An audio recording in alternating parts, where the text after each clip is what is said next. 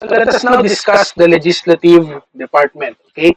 So, of course, we have said earlier, of course, Congress, the power to legislate, the power to pass laws is vested into Congress. Now, we have this bicameral form of Congress. Okay, so when we speak of bicameral, there are two houses of Congress. So, under the current structure of the 1987 Constitution, we have we have two houses of Congress here. So the we have the lower house, which would form the House of Representatives, and an upper house which would be considered and would be representative of our senators. Okay, so of course we have now these types of legislators. So we have the Senate, we have the House of Representatives. Now within the structure of the House of Representatives, we have district representatives and we have party list representatives. Okay, so so of course senators, as we all know now, I would assume that you would know that our senators are elected nationally. Okay, so they are elected nationally. They're elected alternatively into 12 groups, 12 senators that would change every 3 years. Okay, so so senators, as I said, they are elected nationally. So if there would be an elect, so of course we have now the 2025 elections. The senators will be elected by the whole Filipino people. This is in contrast with other senates in other countries, like particularly in the US, where senators are elected by state. Okay, so they're elected by state apart from their congressmen or the equivalent of the members here of the House of Representatives. Okay, then of course we have the House of Representatives. So when we speak of the House of Representatives, this consists of two kinds of representatives. So we have district representatives as primarily that primarily composes the House of Representatives. So what are these district representatives? So these are elected per district depending on the place. Okay, so for example, in the local government code, there is a creation of districts. There should be a there would be, it would depend on the factors as provided for in section 5, that there should be a reappropriation, subject to reappropriation, and subject to the qualification that there should be proportional represent the concept of proportional representation. Okay, these are the matters in which the districts are created insofar as as the House of Representatives are concerned. So they form part of congressional districts. Okay. Then we have party list representatives. So these party list representatives, of course, unlike our district representatives are elected within that district where in which that congressman will run. Okay, so for example, in Manila we have 6 districts. So in accordance to the population requirements, there are 6 congressmen in Manila. Okay, so in Parañaque, for example, there are 2 districts in which there are 2 congressmen in the city of Parañaque. Okay, in the party list system, however, we speak of party list representatives that are also elected nationally. So, like the senators, you are able to party list representatives run on the focusing on on running for virtually a national audience. Okay, so whenever, if you have already experienced voting in the 2022 polls, okay, so there is one ballot just for you to choose one party list representative. Okay, now, of course, the enabling law of the party list is your RA 7941. Okay, because this was passed in accordance with the constitutional mandate that a law should be passed with respect to creating a party list. Okay, so that's the essence of the kinds of representatives. We're going to go to that in detail later on. Okay, so now let's go to the qualifications of these legislators. Okay, let's discuss first senators. Okay, so if you want to run for senator, you should be at least 35 years old at the day of the election. Then you should be able to, and you have this residency requirement, that is, you should be residing 2 years here in the, at least 2 years nga ba? You should be residing for a minimum number of time here in the Philippines, di ba?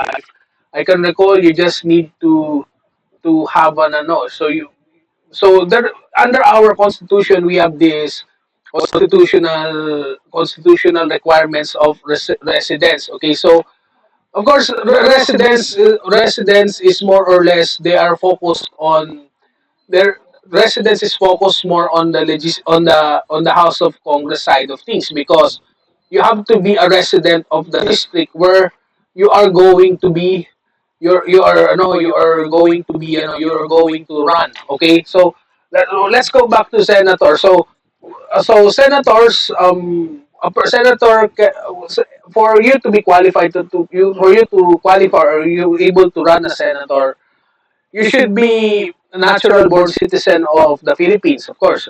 Of course, if you're not a natural born citizen of the Philippines, you cannot hold elective public office. Then on the day of the election, of course, you have at least 35 years of age. Of course, you'll be able to read and write.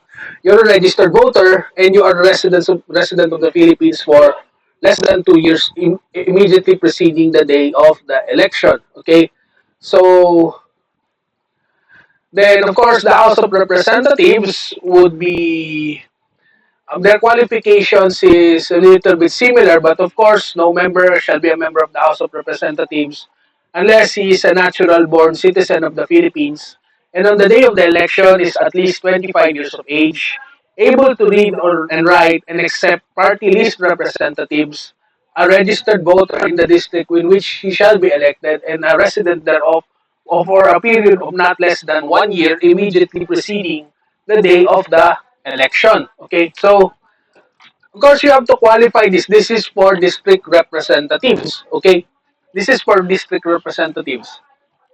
Insofar as party list representatives are concerned, there are different qualifications. Considering that party list representatives run by party. Number two, the representatives by themselves, the party list usually chooses from among their members who would be sitting in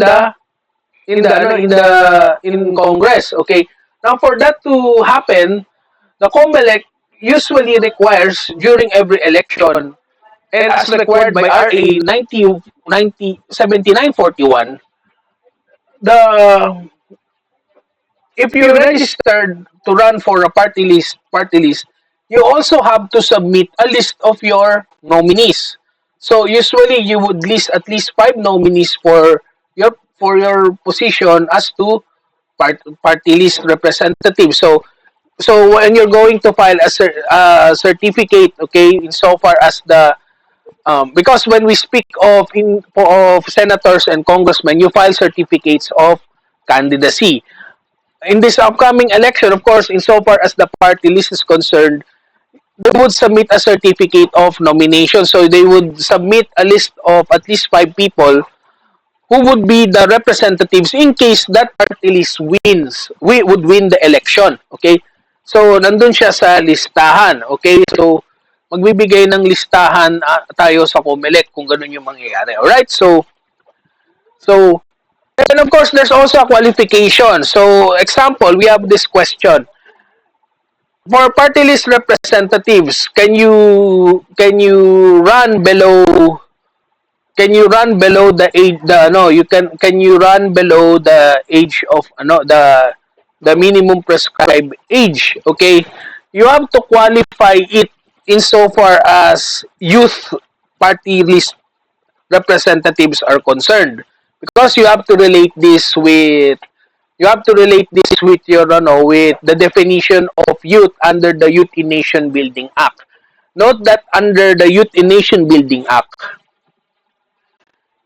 a youth is defined someone who is 15 to 30 years old. Okay, it's there. It's indicated there. If you are 18 to if you are if you are 15 to 30 years old, you are considered as youth. Kaya nga, so what's the difference behind it? Of course, syempre, if you're going to be outside the 30-year age limit, you're not qualified to be a representative of that youth sector, to be a representative of the youth if you're manifesting that you are a youth representative, 'di ba? So hindi ka na pwedeng lumagpas, hindi ka na pwedeng maging representative kung lumagpas ka na doon sa age limit, okay?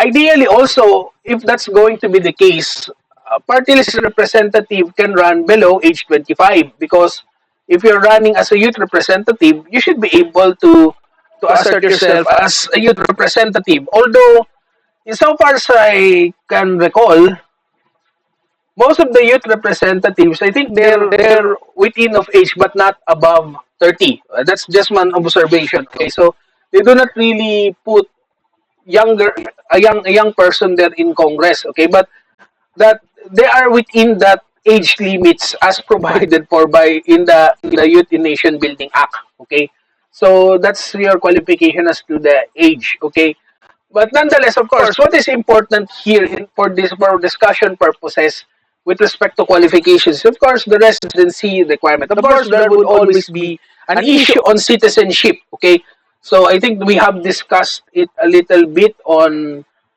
our discussions on citizenship. That of course you have to prove yourself to be a natural born Filipino citizen for purposes of the election. Not only that, if you are a Filipino who reacquired or retained your citizenship, yes, you are also qualified to run for election. But of course, this is subject to your requirements under Section 5 and Section 3 of Republic Act 9225. So there is a need, aside from the oath of allegiance, you also have to execute an affidavit renouncing any any dual allegiance or any loyalty to another state. Okay, so that's the qualification if you are a Filipino who retained or reacquired your Filipino citizenship. Although you can run for public office, you should comply with those requirements under RA 9225. Okay, so that's insofar as citizenship is concerned. Okay, then of course we go to this concept of qualification. So I think for senators we have 2 years. Okay, then for congressmen you have at least 1 year. Okay, 1 year for district representatives. Okay, now what constitutes 1 year? So there are different cases insofar as residence is concerned. Of course, if you're going to interpret it in a straight manner, of course, when we speak of the residency requirement, you are actually residing.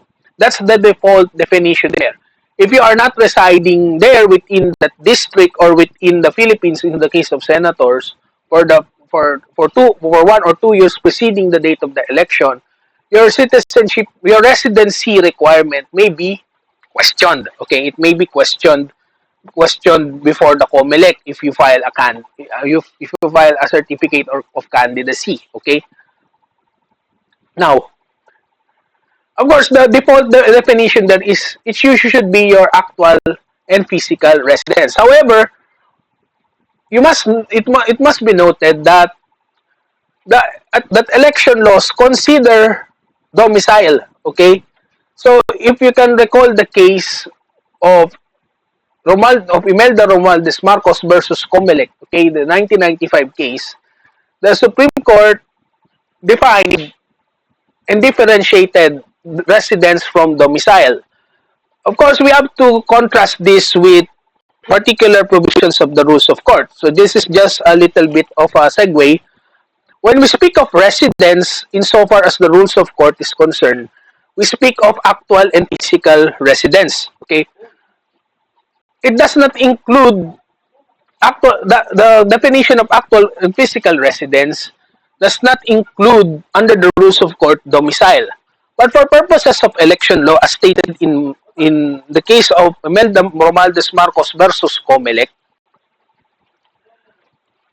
domicile may be interpreted to also mean as residence because they consider residence they consider residence as linked to domicile because note that the concept of domicile is this is a place where you are identified in a sense that in the future you have this intent to return to that residence or yung tinatawag natin sa Latin na animus revertandi. Okay, so one good simple example here is, for example, di ba, sample, talaga nakatira kayo sa Mindanao, di ba? So you're living in Mindanao, okay? Your life is there in Mindanao. Tapos you you wanted to have a good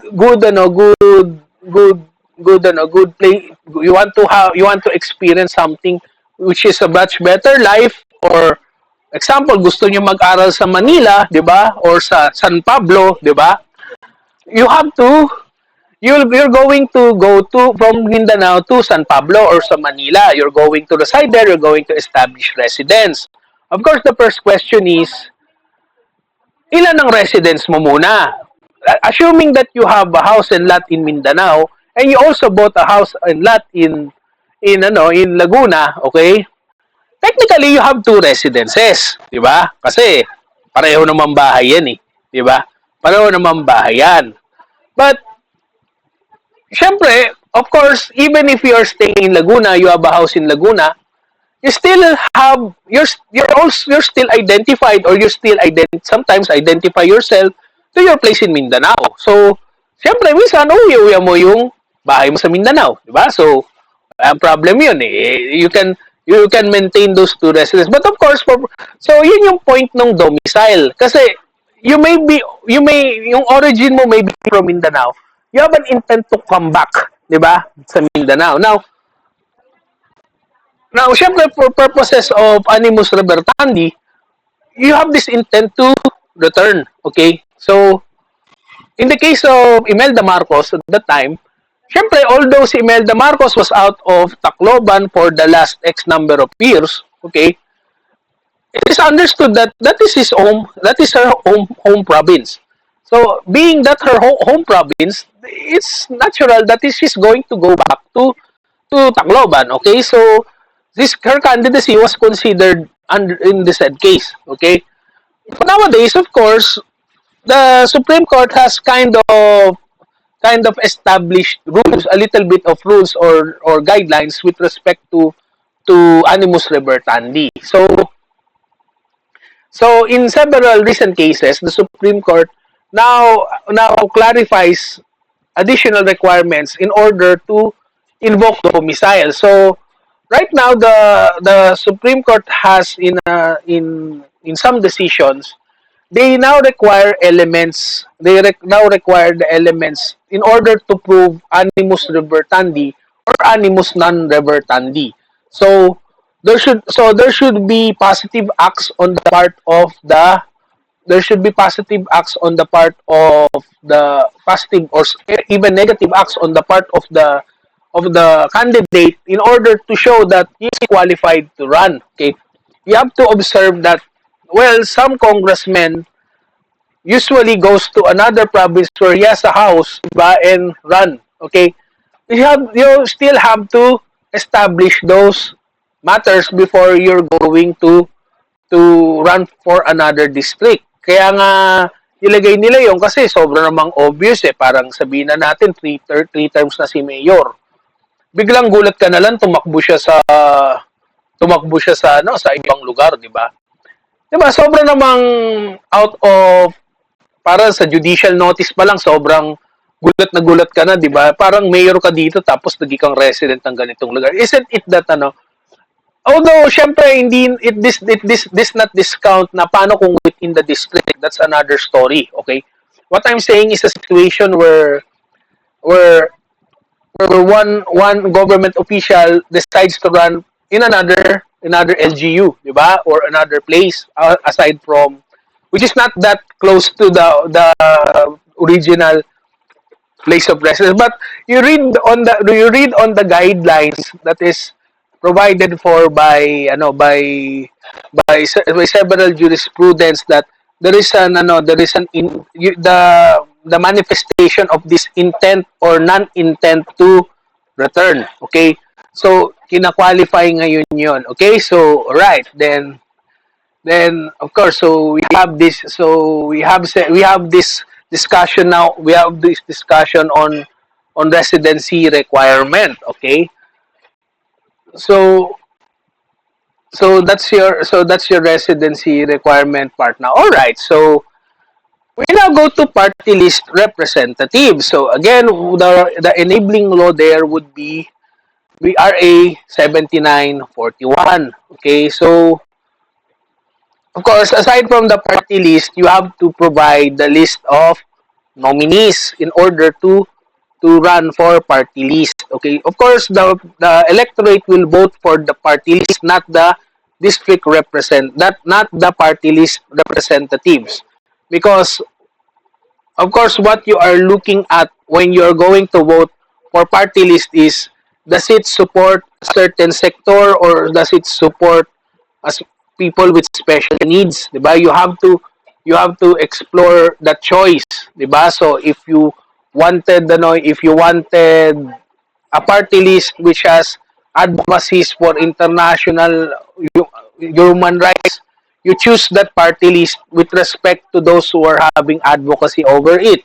If you wanted a congressman, a party list that would support certain measures of concern, you can vote that if you are very much supportive of their causes or their reasons for running in the party list system. Okay, all right. So then, of course, we have this. Insofar as the party list is concerned, what happens? How are we going to assess who would qualify for seats in the party list system? Okay, so as I said, we have our congressmen. Okay, so our district congressmen. Okay, the district congressmen would comprise as to how many districts or how many existing districts are already existing at the time of the election. Of course, almost every other year, as provided for in the Constitution, the, the Congress may pass measures in order to reappropriation those districts. Okay, so that's in your article. That's in your article 6, section 5, paragraph 4. Okay, so meron tayong reappropriate following the return of every census. Siyempre, kung ilan yung result nun, you have to add 20%, at least 20% as provided for by the Constitution as to the number of party list representatives. Siyempre, you have to determine paano mo i-fill yung 20%. Okay? So, insofar as the party list is concerned, in order for a party list to acquire a seat before the House of Representatives, there are foregoing parameters, diba? As provided by several cases already decided by the Supreme Court. So, there are 4 standards to be complied with. Of course, the first one is, of course, as we discussed, the 20% threshold. So it's the number of your district representatives. Then you would extrapolate the numbers in order to reach 20% of the composition of the House of Representatives. So that's one of the no, factors. The next factor would be if the if the party list representative would gather at least 2% of the votes. Okay? So for example, if you run for party list, okay, you run for party list, then if you would get 2% of the electorate, the vote your of the votes cast, okay, automatically you're going to get one seat. Okay, so for example, may part nagkaroon, so for example, the party list that would get the 2%, okay, will be able to get one seat. Now the next question is, if you reach if you reach 8 or 10%, would you get 10 seats? The answer there is no, because the third factor would come in.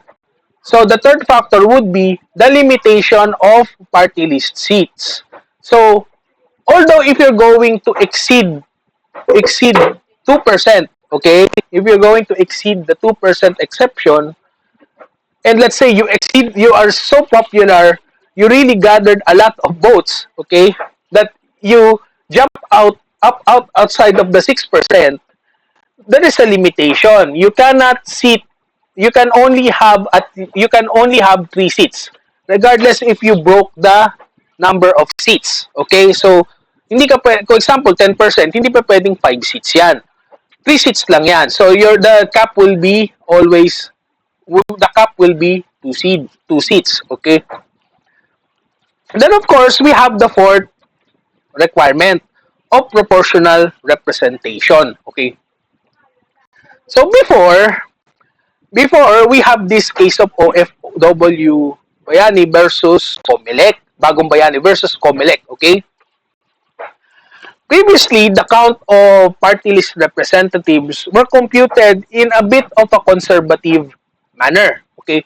So, napansin nyo, di ba, nung unang lumabas yung party list, if you would look at the history of the party list, the ones who are seated, who have seats, hindi ba seated, okay, who have seats in the part, who would have seats in the party list, usually they are not able to fill that 20% threshold, okay. So usually ang nananalo lang diyan mga 13, 14 party list representatives, which would not reach the 20% requirement under the other factor, di ba, na you should have at least 20% of party list representatives. So, before, in OFW Bagong Bayani versus Comelec, the counting was a bit conservative. Okay? They limit the qualification. Okay? They limit the seats. Of course, using proportional representation, they have this formula which computes how many seats would be given, taking into consideration that there are certain number of seats in which there cannot be no seats because they were not able to reach the 2% threshold. Okay? So, noon, few lang ang party list. Then came the case of Banat versus Comelec. Okay? So, what happened in Banat versus Comelec? So, they challenged the computation of proportional representation and requested for a revisit of such proportional representation formula. So what happened was in Banat versus Comelec, the computation in OFW Bagong Bayani has been disregarded na, and a new formula has been formulated in Banat versus Comelec. So what would be that new formula? There are certain computations. Of course, it's hard to lecture it here, okay? But to give you an idea, okay?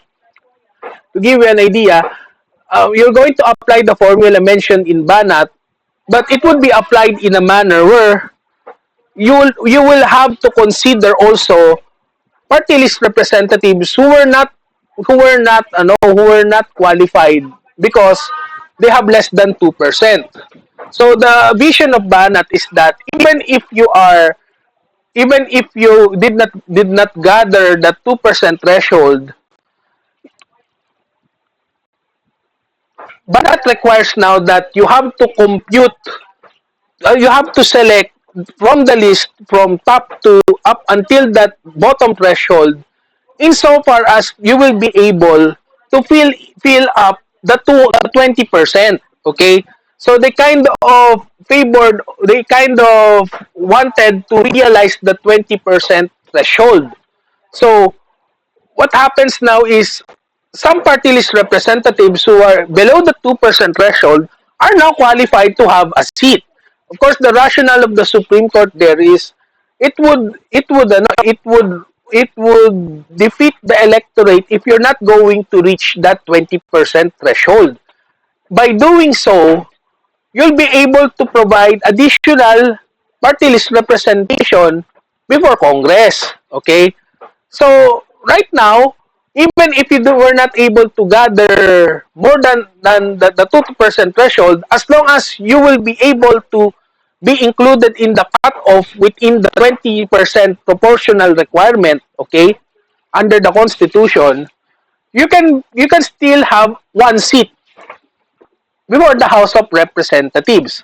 So they computed it in a way that you're going to compute based on the number of seats. Okay? Actually pareho din naman sila do sa OFW Bayani, but it's more of a stricter computation. But in Banat, the computation was tweaked in order to allow proportional representation to to take place and give other party list representatives a seat in Congress. Okay? Kaya dumami na bigla ang ating mga party list representatives because of the Banat versus Comelec ruling. Okay, so yun yung naging ano. Of course, yung interpretasyon natin sa Banat, this was reiterated as latest with the Angkla versus Comelec case. Okay, so someone questioned the someone questioned the legality of the ruling in Banat, but the Supreme Court still upheld Banat versus Comelec as good guidelines insofar as party list representatives are concerned. Then we have now the qualification aspect. Okay, so before before in OFW versus Bayani and other and ang bagong Bayani cases, the previous cases involving the party list representatives or yung mamamayang kontra sa droga versus Comelec na case, most of those cases, they kind of build up on the guidelines there. Okay, so the initial premise is that if you are a part of that sectoral representative or that marginalized sector running for party list, previously if you are a member of that, that's okay. Now you should be a member of that marginalized or sectoral group. Okay, that was the ruling before. Then eventually, when parties are now running, okay, there are parties, but some of the party lists would do is they're going to establish a party, then they are just going to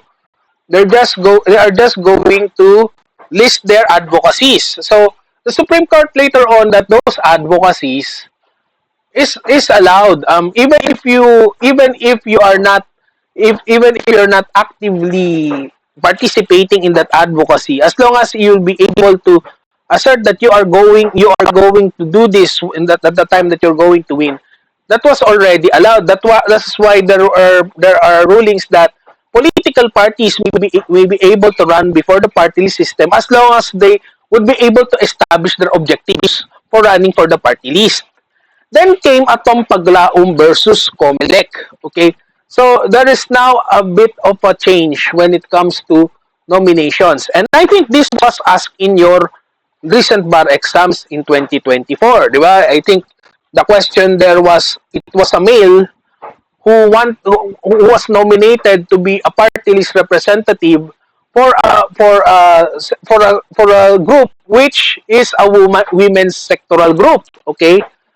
So the question there is whether or not the male can be a party list representative for such women's party list. Okay? Of course, the answer there is basing it on Atong Paglaom versus Comelec.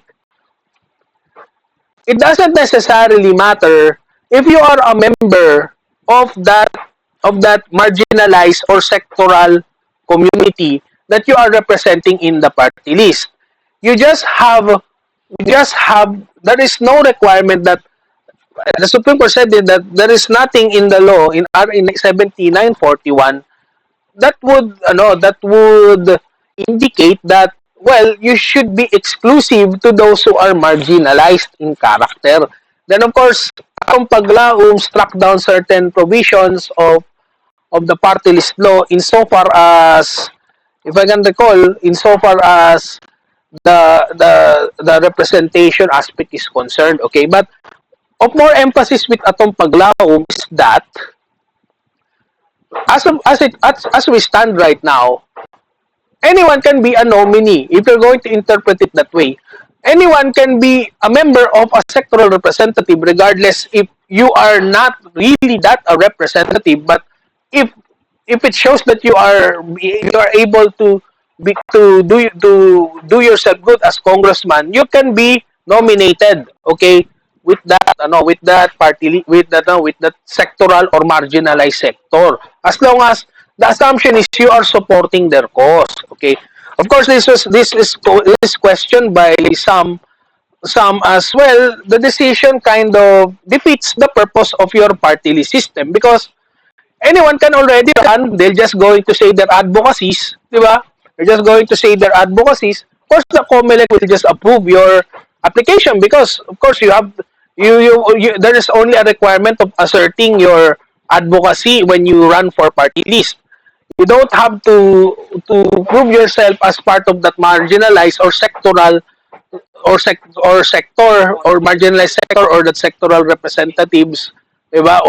Or group that you have to prove that you don't need to prove that you are a member or you are included in that classification. There is atong paglaom kind of liberalized that concept of running for the party list.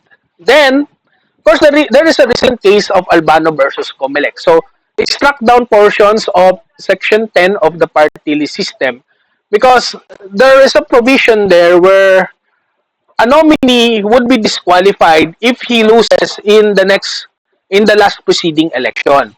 The Supreme Court held that there is no legal basis nor there is no reasonableness in determining or giving us a qualification a defeat in a previous election.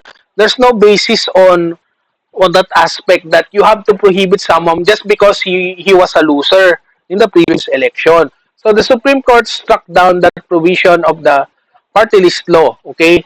Insofar as limiting the nomination as to people as prohibiting people who lost during the last preceding election, okay?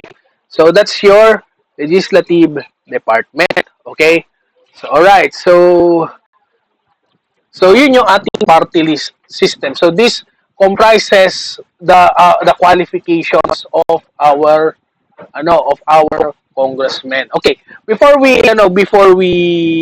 you call this before we proceed to other matters insofar as let us touch first the composition of district representatives. So when we speak of district representatives, of course they are distributed accordingly. Now, of course, there are limitations as to the distribution of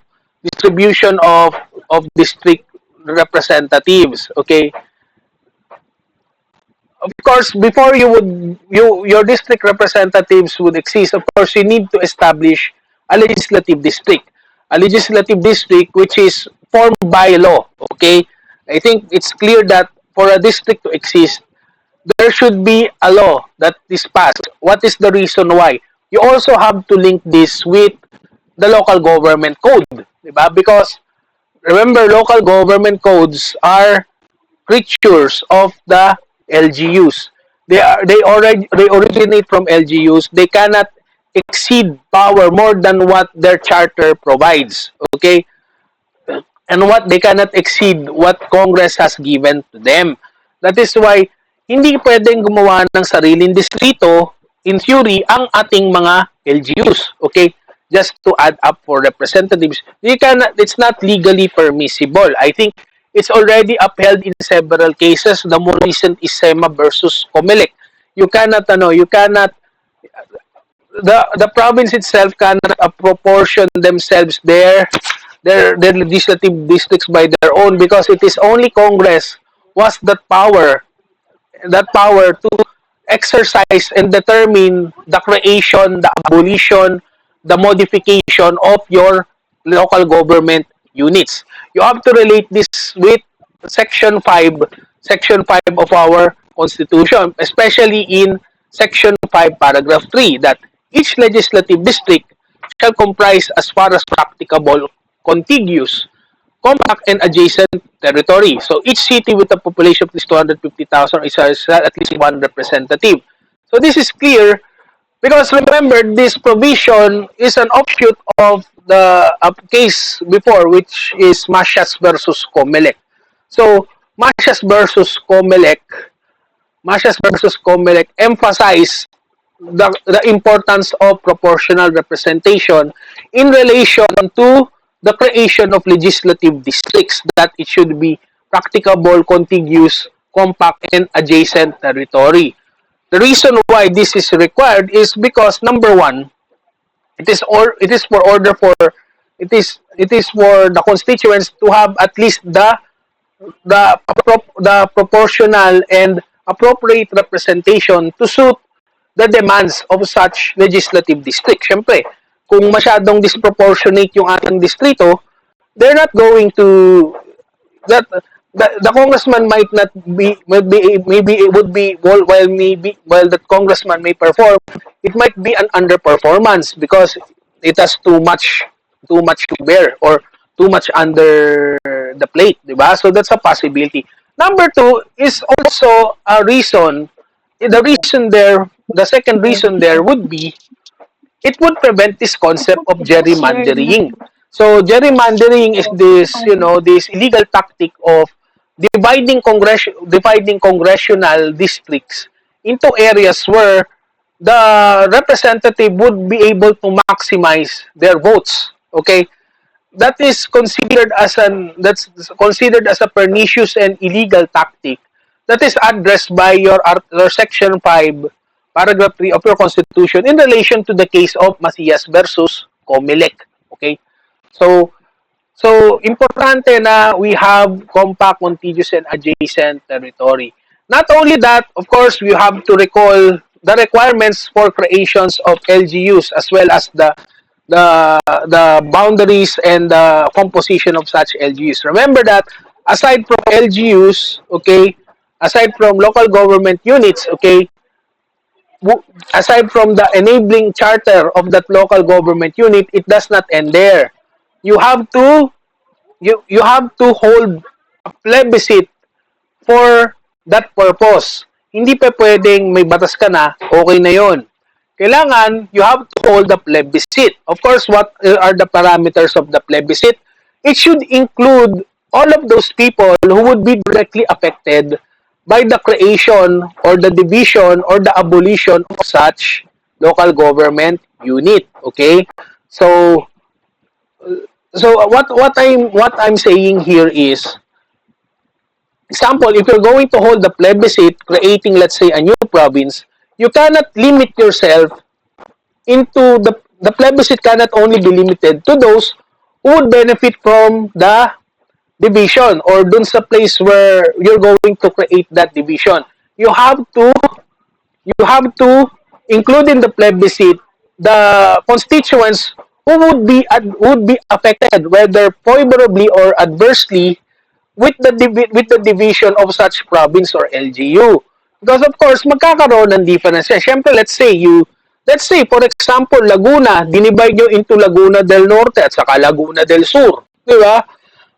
Siyempre, alam natin may fixed budget si Laguna insofar as the GCA is concerned. Siyempre, hindi naman pwede na yung gusto lang mag-Laguna del Norte, boto doon sa plebiscite. You need to ask also those in Laguna del Sur because they would be directly affected. Why are they going to be directly affected?